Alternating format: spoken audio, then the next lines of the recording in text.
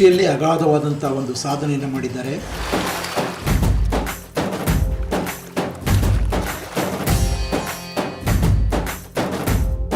ತಾವು ತೊಡಗಿಸ್ಕೊಳ್ಳೋದ್ರ ಜೊತೆಗೆ ತಮ್ಮ ಮಕ್ಕಳನ್ನು ಸಹ ಕೃಷಿಯಲ್ಲಿ ತೊಡಗಿಸಿಕೊಂಡು ಉತ್ತಮವಾಗಿ ಒಬ್ಬ ಪ್ರಗತಿಪರ ರೈತರಾಗಿ ಜೀವನವನ್ನು ಸಾಗಿಸ್ತಾ ಇದ್ದಾರೆ.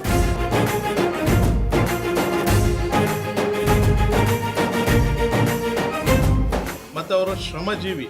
ಯಾಕೆ ಶ್ರಮಜೀವಿ ಅಂತ ಹೇಳ್ತೀನಿ ಅಂದರೆ, ಅವರು ಡಬಲ್ ಗ್ರಾಜ್ಯುಯೇಷನ್ ಆಗಿದ್ದು ಆ ಕಾಲದಲ್ಲಿ ಯಾವುದೇ ಸರ್ಕಾರಿ ಕೆಲಸ ಆಗಲಿ ಪ್ರೈವೇಟ್ ಕೆಲಸಕ್ಕಾಗಲಿ ಹೋಗಿಲ್ಲ.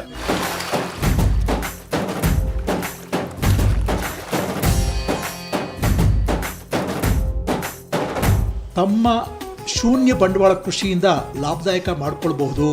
ಯಾವುದೇ ಕಾರಣಕ್ಕೂ ಯಾವುದೇ ವಿಷಯಕ್ಕೂ ಮಾರುಕಟ್ಟೆಗೆ ಹೋಗಬಾರ್ದು. ತಮ್ಮ ಬೀಜ ಗೊಬ್ಬರ ಎಲ್ಲವನ್ನ ತಾವೇ ಸಿದ್ಧಪಡಿಸ್ಕೊಳ್ಬೇಕು ಅನ್ನೋದು ಅವರ ಅನುಭವದ ಮಾತು.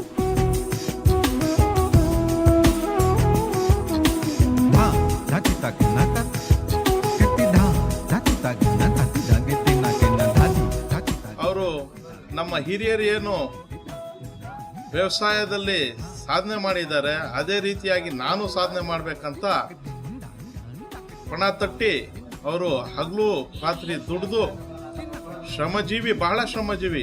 ಅವ್ರ ಫ್ಯಾಮಿಲಿ ಎಲ್ಲ ಬಹಳ ಒಳ್ಳೆಯವರು. ಅವರು ರಾಜಕೀಯದಲ್ಲೂ ಗುರುತಿಸ್ಕೊಂಡಿದ್ದಾರೆ. ಆದರೆ ಬಹಳ ಸರಳ ಜೀವಿ ಅವರೆಲ್ಲ.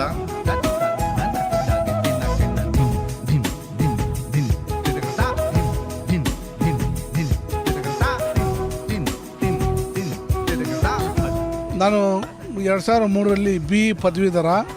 ನಾನು BE ಪದವೀಧರ ಮಾಡಿ ನಾನು ಯಾವುದೇ ಕೆಲಸಕ್ಕಾಗಲಿ, ಖಾಸಗಿ ಕೆಲಸಕ್ಕಾಗಲಿ, ಸರ್ಕಾರಿ ಕೆಲಸಕ್ಕಾಗಲಿ ಹೋಗಲಿಲ್ಲ. ನಮ್ಮ ತಂದೆಯ ಪ್ರೇರೇಪಣೆಯಿಂದ ನಾನು ವ್ಯವಸಾಯ ಮಾಡಬೇಕು ಅಂದ್ಬಿಟ್ಟು ನಾನು ನಮ್ಮ ಊರಿಗೆ ಮತ್ತೆ ಮರಳಿ ಬಂದೆ.